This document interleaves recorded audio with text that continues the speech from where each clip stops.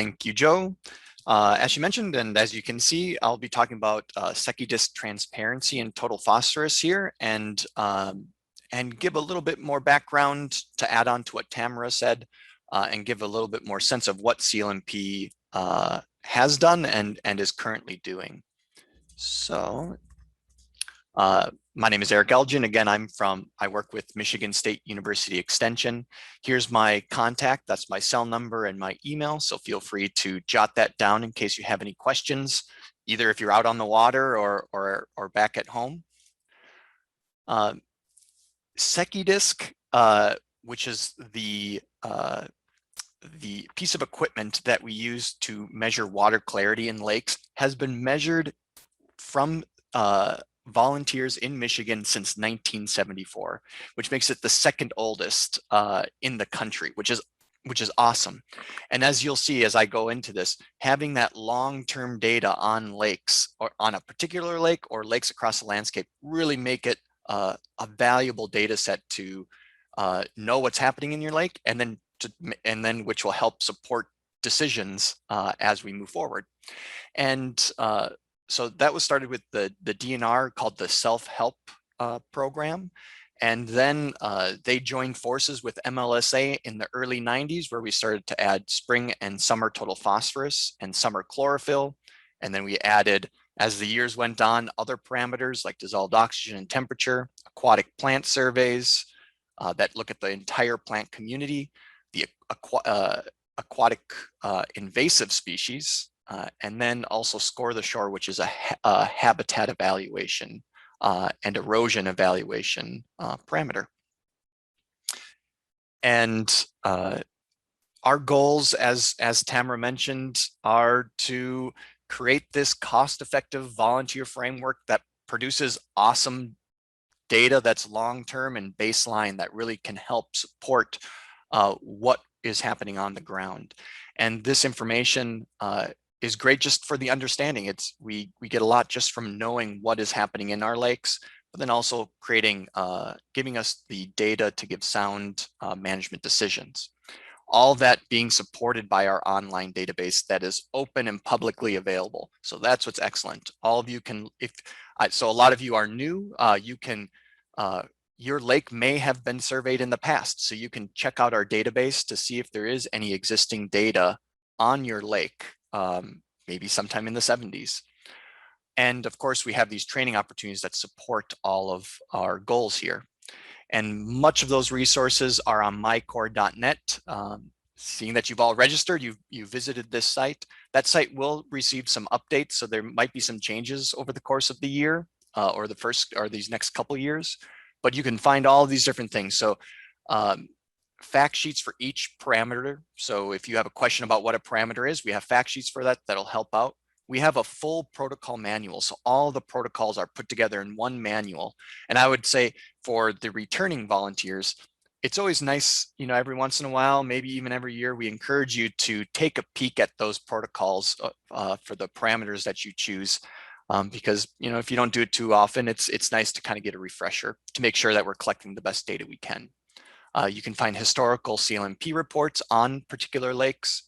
All the data forms, if you lose anything, that Gene may send you once you sign up. You can get that and print off of our website, including schedules and then quick protocols. And I'll mention quick protocols are handy because what it is, we boil down the protocol to just one piece of paper. And so I encourage you to print that off and laminate it. And then you can take it on the boat with you and not get messed up. And of course, we have training videos, and you can find all of these if you go to mycore.net. You can click on lake monitoring and then go to CLMP documents. And just to mention that we are monitoring first. The CLMP program is focused on data collection and good reliable data. And although we motivate management, we don't directly address management issues. So just keeping that in mind. So today we're talking about how to monitor lakes, not how to manage them.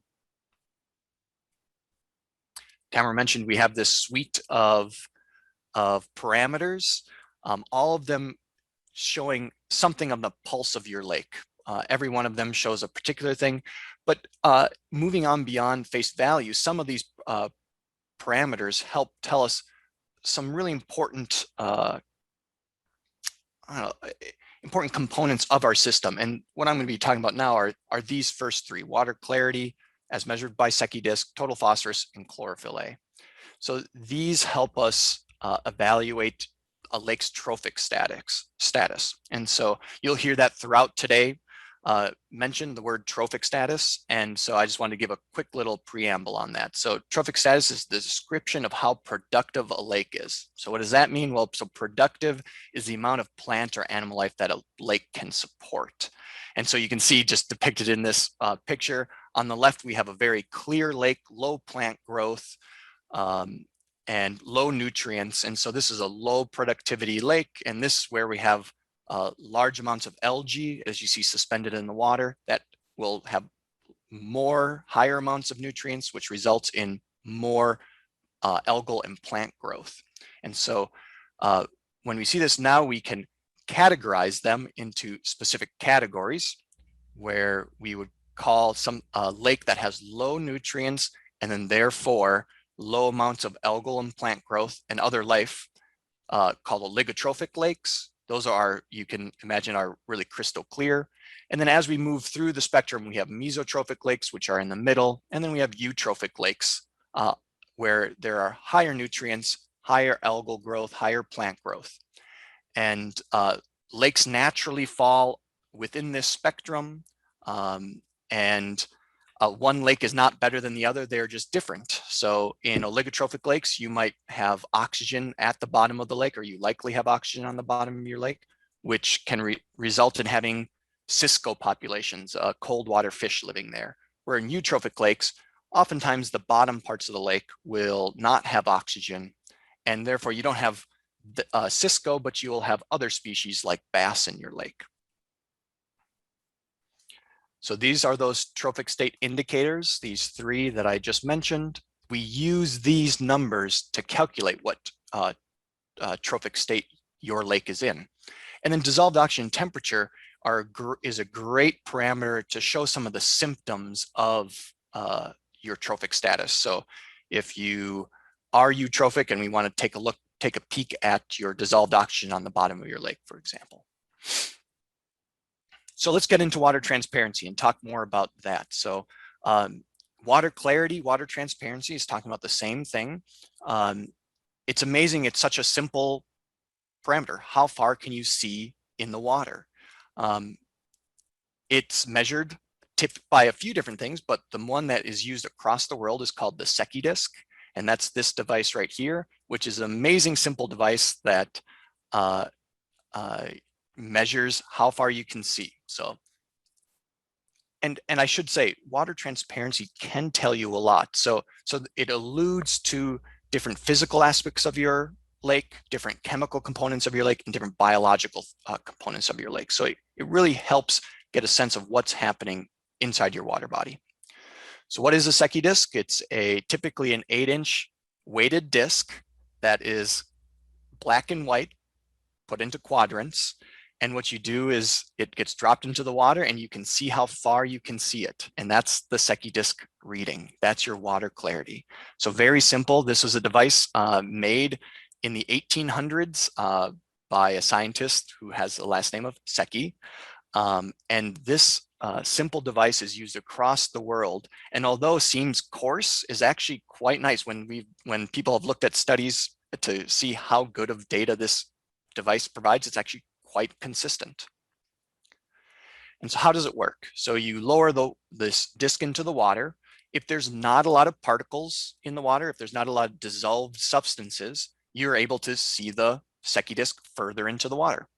Whereas if your water has algae, suspended sediments, maybe it's stained like tea, then you'll have a lower Secchi disk reading, showing that and that gives us our water clarity value. And it's really helpful to see this. This is kind of that glimpse that you can see. So Secchi disks for the CLMP, you are collecting it through the course of an open water season, so May through May, from May to through September. And what it can tell you is, so this is an upside down graph. So this is, imagine you're in this boat collecting Secchi disc and you drop it in the water. And here in this lake, for example, in May, there was incredible water clarity. The Secchi disc was over 15 feet. But then as summer progressed into July and August, that declined. But in the fall, it increased again. So we can look at this pattern and start to make some ideas of what is happening in this lake through the course of a year. And now, of course, what's great about CLMP is that there's historical data. So now when we look at something over time, so from the early 70s, and then this one goes to 2016, we can see that this lake, so this is the same upside down graph, the water clarity was really low in the 70s and early 80s. And that would be classified as eutrophic. So going back to the trophic status. But through time, through different management that has occurred, the water clarity increased considerably, where it now sits mostly in the mesotrophic zone, but even sometimes certain years on average in the oligotrophic. So our CLMP protocol, we have you collect Secchi disc at least 8 times through the growing season. So that amounts to almost every other week, but you can do it every week as well. But again, at least 8 measurements spread evenly or as close to evenly as possible from May to September. This is to capture that seasonal variability so we can get a good understanding of the average water clarity, but then also get an understanding of what is happening in a particular month. So here's our protocol. Step 1. You want all of our measurements are taken over the deepest part of your lake, the deepest hole of your lake. This gives a standard measure. We don't want to be collecting Secchi disc off of a dock, for example, because there are different docks, different parts of a lake will have different characteristics. So to stay consistent across the landscape and across a lake measurements through time, we have it collected in the deepest basin of the lake. So drift your boat over that area. You don't have to be right on the deepest part. We just want you approximately over that deep location. So we have drift your boat over because some of you may be on shallow lakes. And if you have to anchor due to a little wind, that could easily kick up sediments from the bottom of the lake. You don't want that sediment up because that will skew your Secchi disc reading. So you want to have the characteristics of the lake without disturbance by our sampling. So if you have to anchor, drop the anchor, but give enough rope that it drifts you off of that sediment plume that may kick up from the anchor. So get to the deepest part of the lake.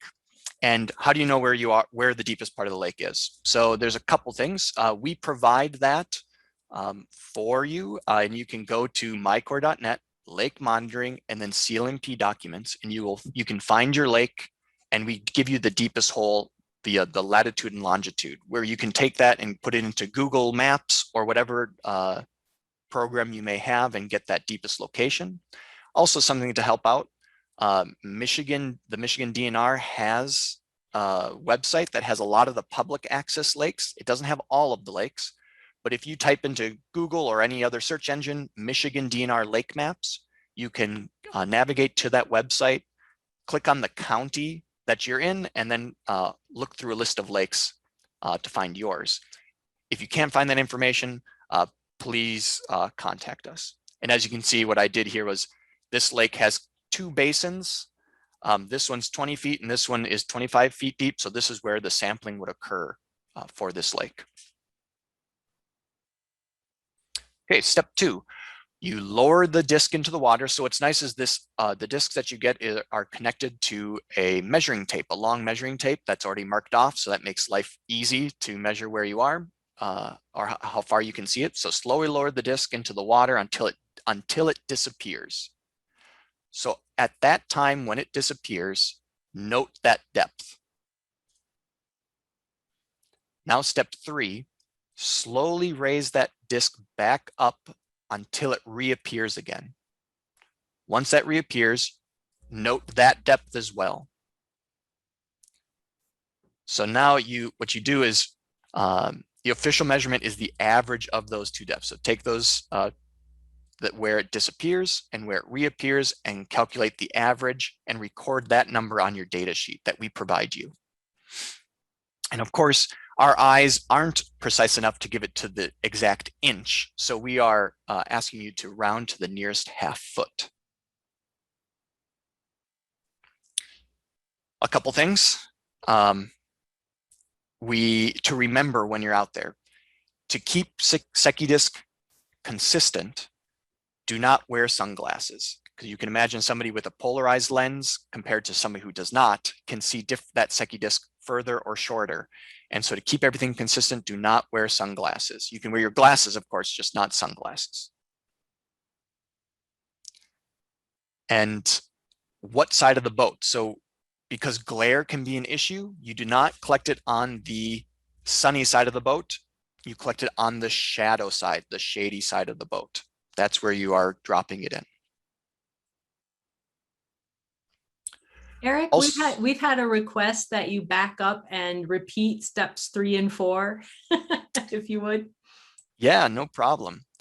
Okay, so I'll start with step 2 was you've slowly lowered the disc until it disappears, and you note that depth. And step 3 is that you slowly raise the disc back up until it reappears.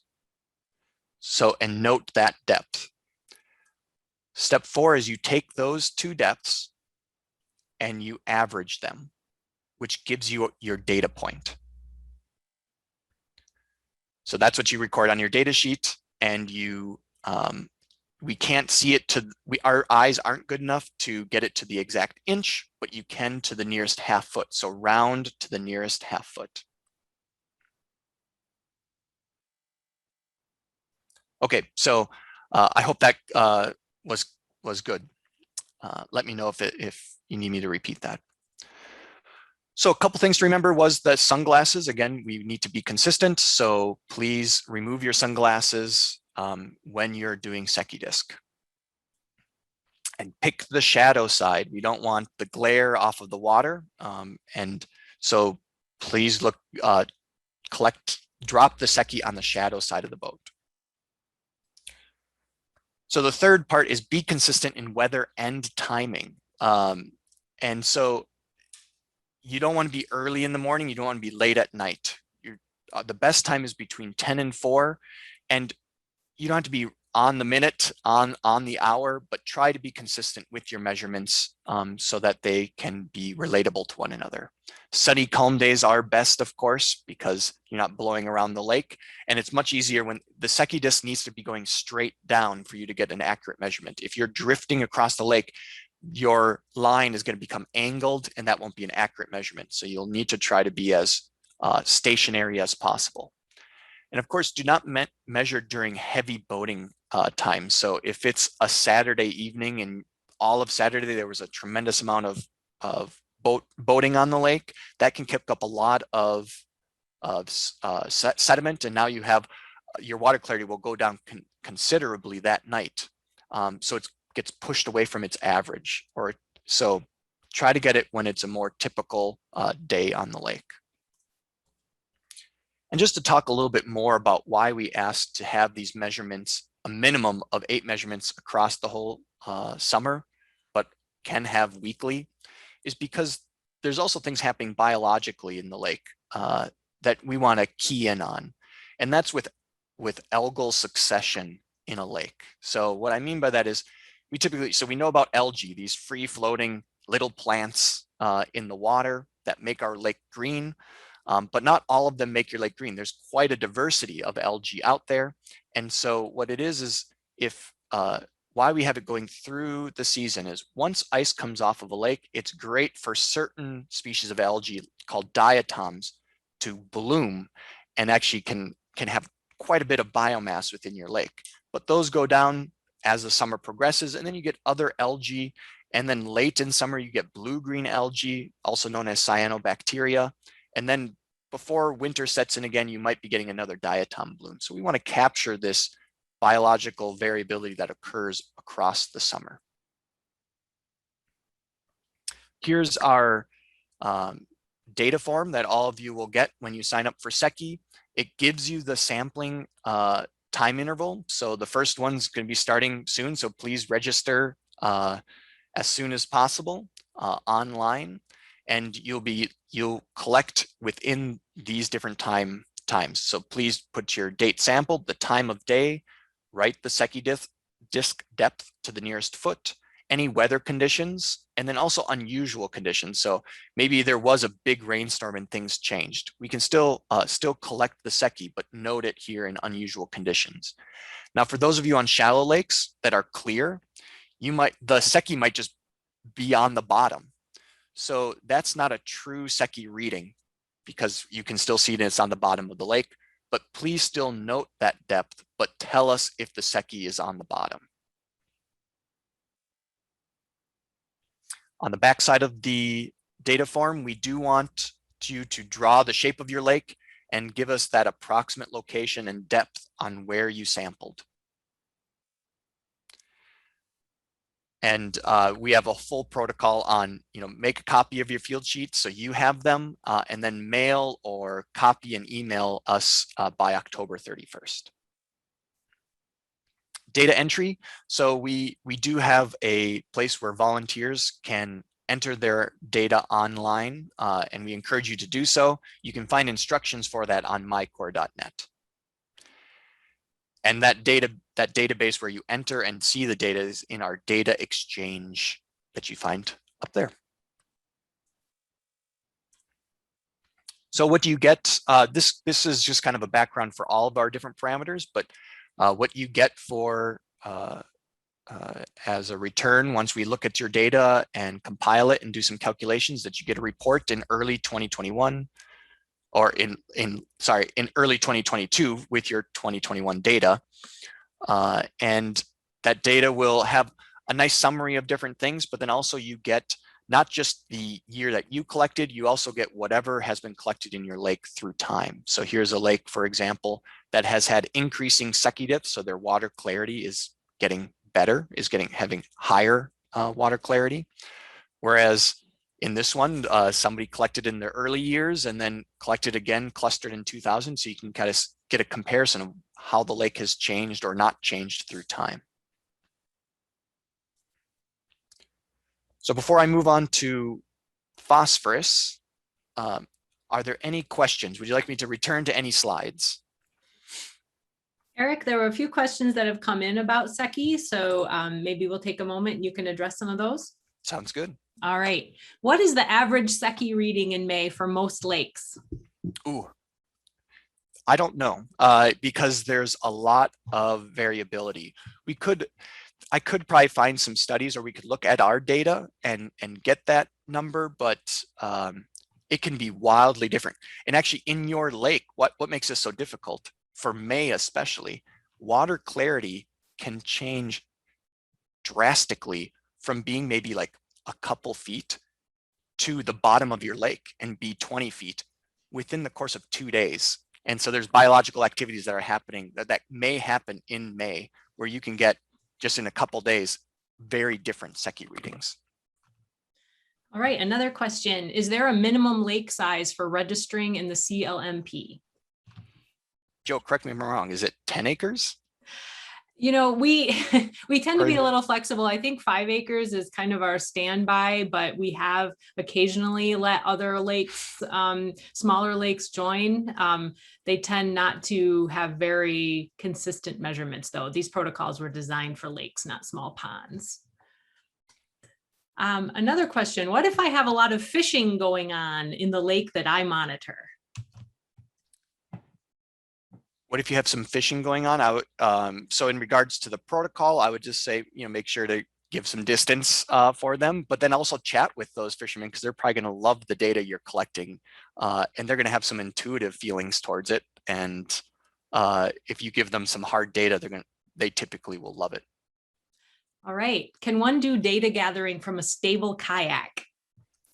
Secchi disk, yes.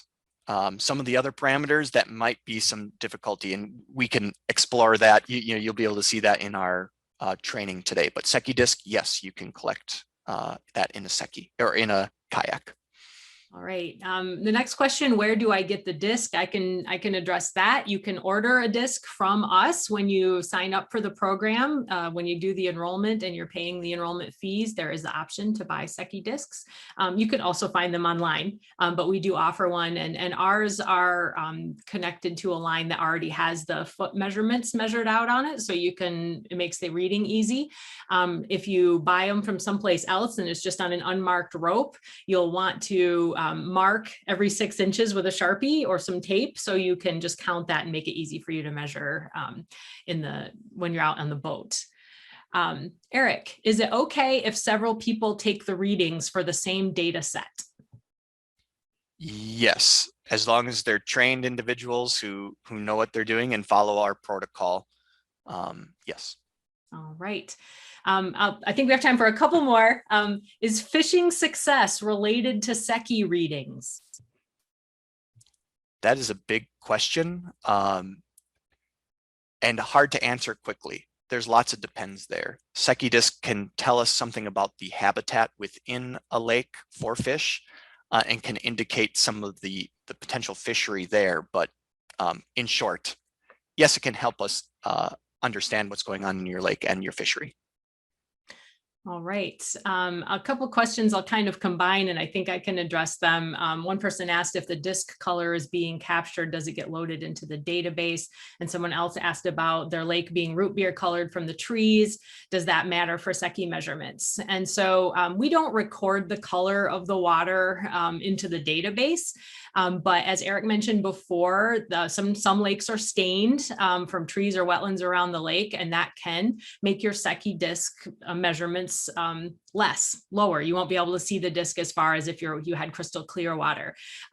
Still record exactly what you find, but it's fine to put a comment on the data sheet that your lake is stained brown. Let's see, all our slides are available on the MyCore website, so we're taking care of that. And then I'm going to end with this last question. Our lake has canals that are the same depth of the main lake. Should we take both samples? The answer for that is no. These protocols were not designed for sampling in canals. The measurements for all of our water quality sampling should be taken over the deepest spot of your lake. So even if your canals are quite deep, you want to go more out into the center of the lake where it's not influenced by things happening on shore. All right, Eric, I think you can proceed. And again, if there's other questions from folks, feel free to keep putting them in the chat and we'll keep track of them and answer them when we have that chance. So let's get into total phosphorus.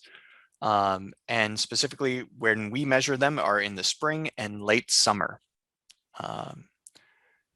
Why phosphorus? This is going to be the quickest background. There's a lot to talk about here, but we typically hear about phosphorus when it comes to lakes because phosphorus is typically the limiting nutrient in a particular lake. So what does that mean? Is that phosphorus is the nutrient that is limiting growth. So if you added more silica, there may not be that much more growth. But if you added phosphorus, that is the nutrients that's holding something back, the algae or the plants, and you get a lot of growth because of that. So that's kind of a simplistic background on limiting nutrients and why phosphorus. And so because phosphorus is really important to our water bodies, for the growth and productivity within a water body, we are concerned about that because there's a natural process called eutrophication, and that's this very slow process, hundreds of thousands of years, depending on where you are on the landscape, where through time, more and more nutrients get added to a system because a lake is a catchment for the landscape around it. And it will build up and then you'll get more plant life, more plant growth, more algae growth, but through large amounts of time. But what we're concerned about is cultural eutrophication. So this is a sped up accumulation of nutrients and sediments in a particular lake, which now causes some undesirable things to happen.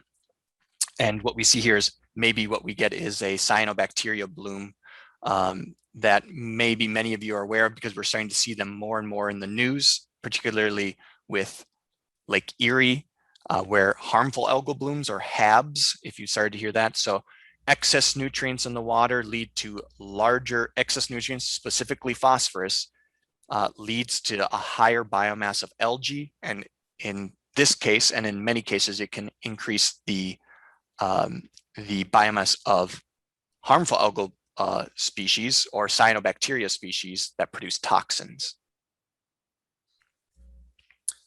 So let's go right into the protocol and our system here. So what you get in the mail. So I guess I should first say, so there's spring phosphorus and there's summer phosphorus. We have already missed, or we've already moved beyond the spring phosphorus time. And so we notified veteran CLMP volunteers this year about that because there are some timing issues with registration. So stay tuned, everyone who's new, you will be able to register for spring phosphorus in the future. But what you get in the mail, so you sign up, you register, you choose spring or summer phosphorus, you get a monitoring instructions, you get a sampling and sample turn-in schedule and locations. So that just tells you, so what this is, you collect water and you need to, and then we will do the analysis, or the state laboratory will do the analysis. So we have a system of where you collect and then it gets into our hands. You'll get a data form, you'll get bottle labels, you get 3 of them. 2 you will use and 1 for a backup, and you'll get 2 250 ml sampling bottles. So that's around this size with caps on. One is the actual sample that we will do the analysis on, but we also ask you to collect a replicate because a portion of our water samples that are collected by our volunteers are analyzed as well to make sure we have good data collection or good data quality. Outside of that, there's some other materials needed that we don't provide. And so that's a cooler bag or a cooler, an ice pack or ice, Ziploc baggies of different sizes, a pencil or a Sharpie. So pencil and Sharpie are important because we don't want to use just any sort of pen because it can leak off of our labels or plastic that we're putting our different labels on. So we collect phosphorus and have already been collected now this year at spring overturn. And Tamara is going to do a great job later to tell you what overturn means and mixing means. But in short, what's happening is in a typical deeper lake in Michigan, right after ice off, the lake is mixing, meaning the temperature and the oxygen and all the different things inside the lake are equal from top to bottom. And so what we ask for our protocol is that you collect a surface sample within 14 days after ice off, which in Michigan is between March and May, depending on where you are latitudinally within the state. The timing of when you collect is purely based off of a volunteer. So once you see the ice is off, that's when you go out and collect within 14 days. It's all just a grab sample within a foot or 2 of the surface. And you do this over the deepest part of the lake, just like the Secchi. And this shows nutrient enrichment trends. So if you start collecting this now and you collect it into the future, we can start to see how your lake is either stable or getting more phosphorus or is losing phosphorus. So that's what spring overturn sample is used for. The summer, you collect during what's called stratification. And again, Tamara is going to get that, but really what that is warm water is sitting on top of cold water due to the density changes with temperature. And we probably all experienced this when we've jumped into the water and it's warm and then cold. Well, you're experiencing thermal stratification. So you're collecting again at the surface. And what that is doing is collecting the phosphorus that's there in the top parts of the lake where algae are also present. And this is used to calculate that trophic status like I talked about.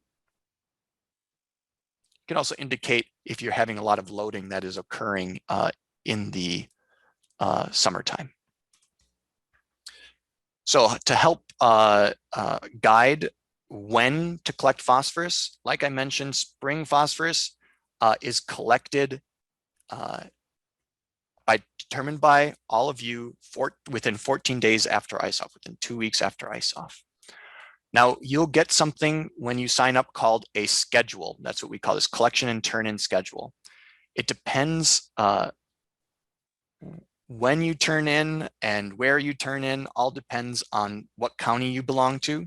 And so if you'll get this and it'll help move you to when you sample and when you turn in.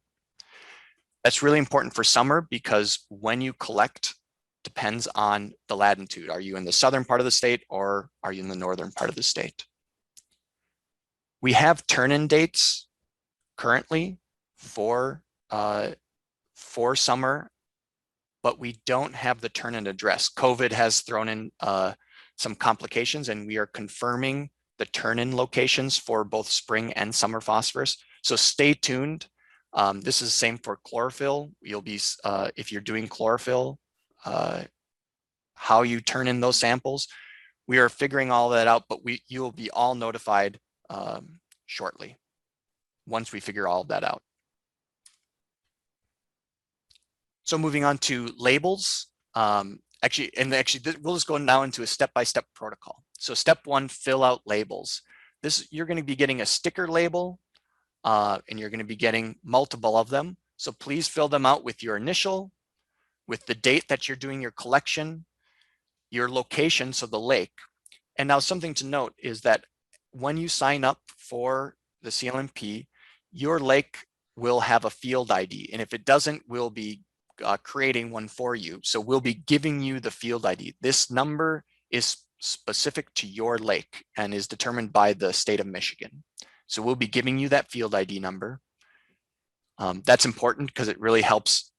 There could be multiple dead spider lakes out there, so it's nice to have a specific.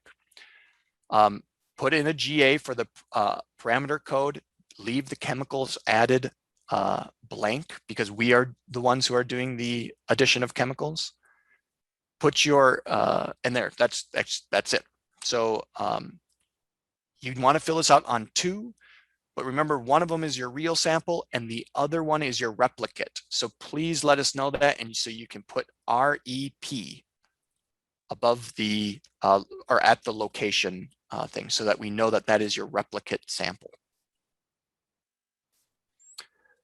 So now actually getting out on the water. So drift your boat over the deepest part of the lake. Just like Secchi, you don't want to kick up any sediment from the bottom because that sediment from the bottom will contain phosphorus and skew your water sample. So make sure you're not collecting, if you're not in the sediment plume of your anchor, or if you don't have to anchor, don't anchor and just kind of drift into that deepest, approximately the deepest part of the lake and collect a water sample.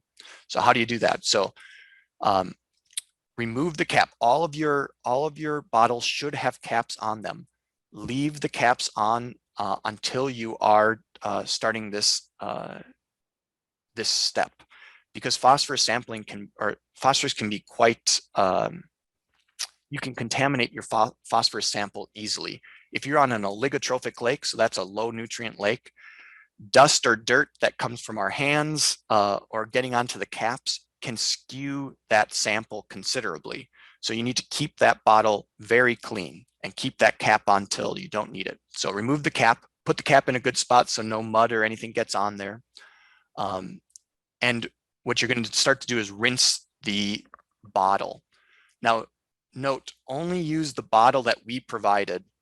Don't use anything else. Those bottles have been cleaned specifically for phosphorus. And again, make sure that nothing contaminates. If you use tobacco products, don't use tobacco products around this because tobacco contains phosphorus and can actually contaminate your sample. Oh, I didn't. So I missed something on this one. So this step isn't, so once you get to there, you want to rinse your bottle. So carefully remove the cap, put it into the water and rinse it out multiple times. So fill it up a little bit with water, shake that water out and pour it out, and do that twice. Step 3 is actually grabbing your surface sample. So how you do this is, Paul always was great. You do this dead spider grip. And so you put the bottle, which I wish I had with me, and you put it in your hand. So you're holding the bottom.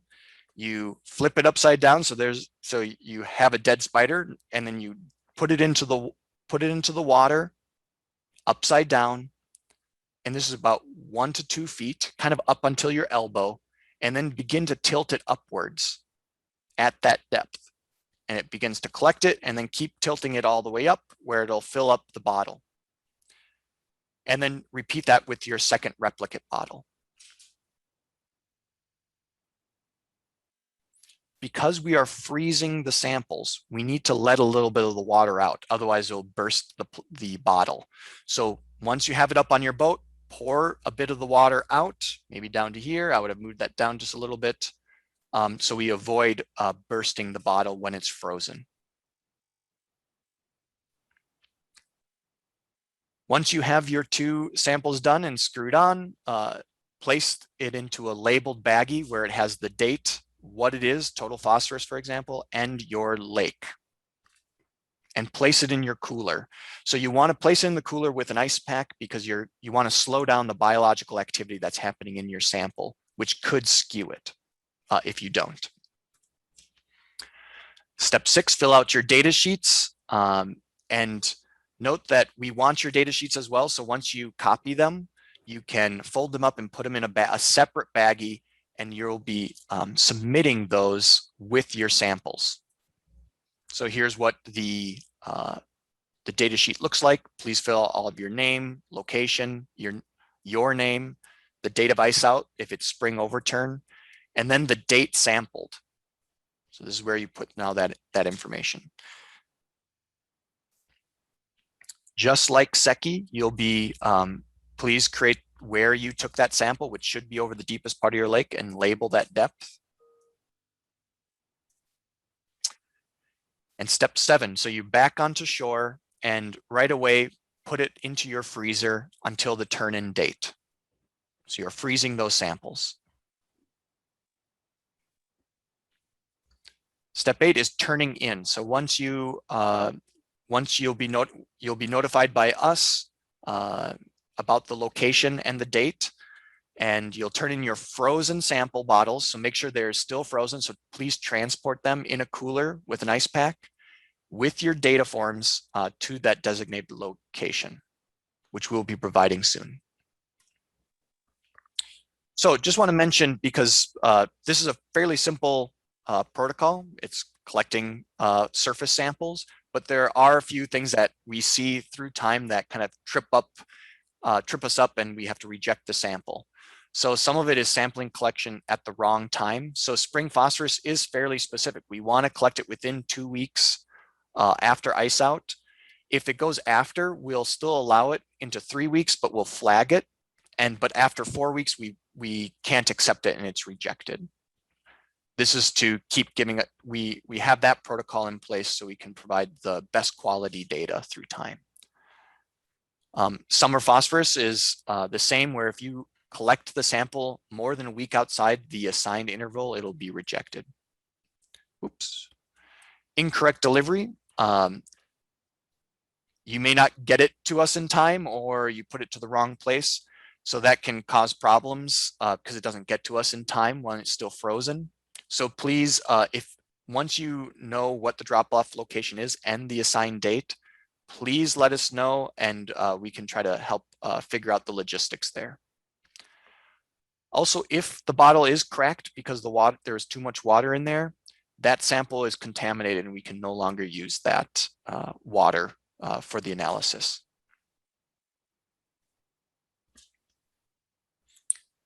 Also, please do not use any other container or bottle than the one that we provide. These bottles that we provide have been cleaned accordingly, and they'll have no dust, no contamination.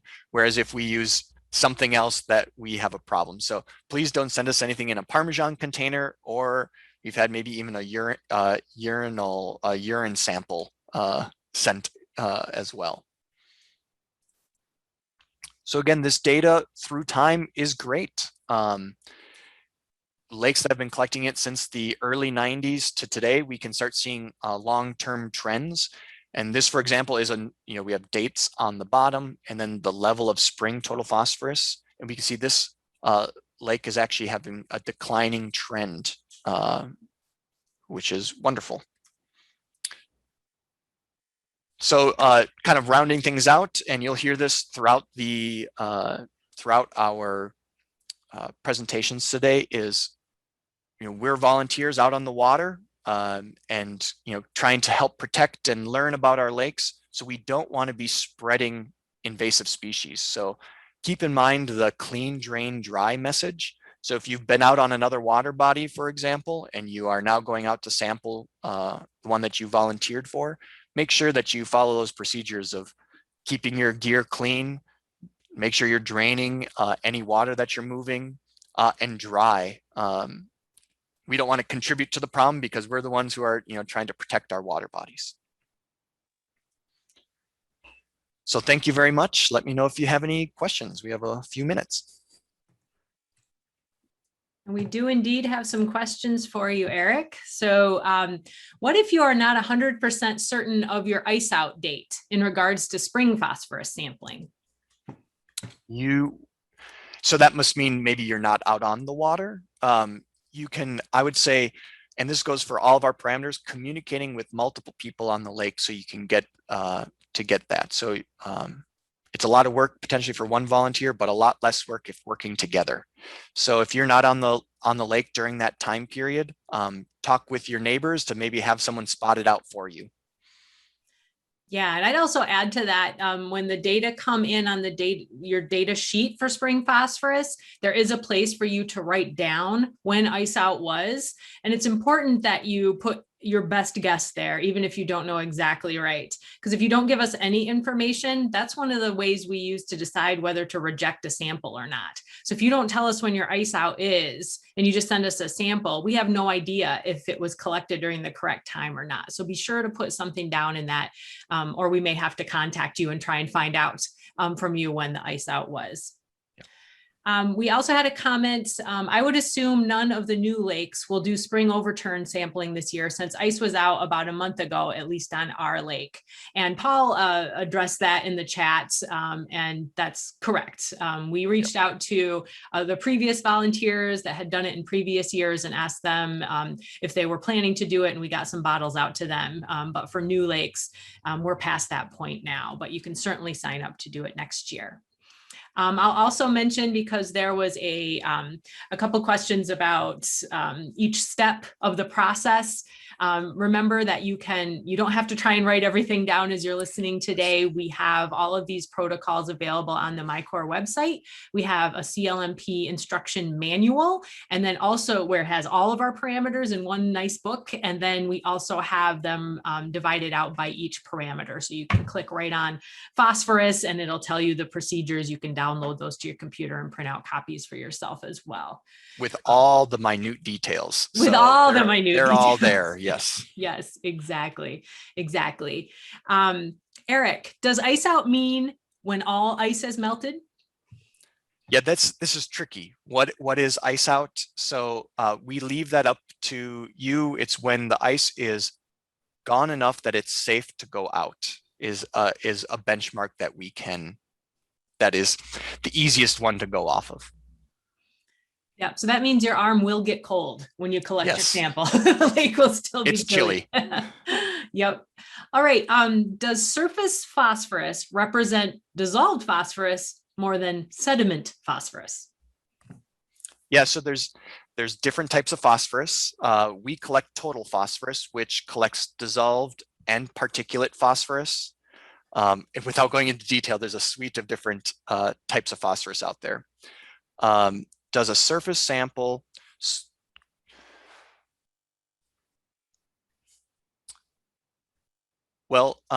there's also phosphorus bound in algae. So total phosphorus that's coming from a surface sample is good at giving us in the springtime how much phosphorus is in your water column.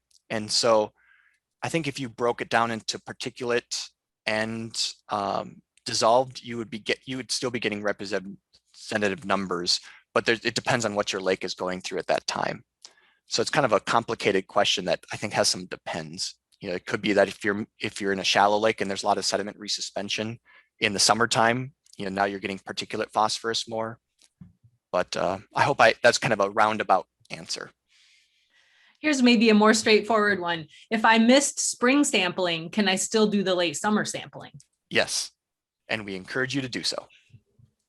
All right. I assume we can order a Secchi disc at the time of registration and get it in time for our May sampling. Yes. I love those. Yeah. Right. All right. Well, we've gotten to the end of our question list, everyone. So we're going to go ahead and take a break, and we are going to resume back here exactly at 10:30, where Paul will be talking about the chlorophyll A monitoring. So we'll leave this Zoom open. You can, take a break, step away if you want to. If you think of other questions you have, you can keep putting those into the chat for us.